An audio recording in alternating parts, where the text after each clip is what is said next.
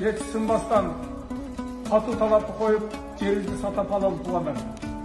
Демек эки ГЭС дагы биздики болуш керек. Кыргыз элинин менчиги, Кыргыз мамлекетинин менчиги болуш керек. Браво!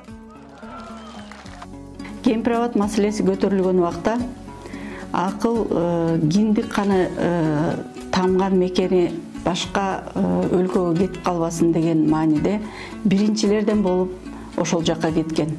Мына 6 айдын жүзү болду, 6 айдан өттү. Азыркы күндө ушул 6 айдан ашык абакта отурат. Бул инсан ушундай алган билими менен мен ойлойм дагы мамлекетке көп кызматтарды кылыш керек, көп элге пайдасы тийиш керек деген ойдомун.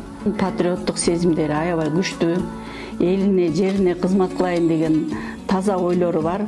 Ошол иштерди ашырыш үчүн өзүнүн талап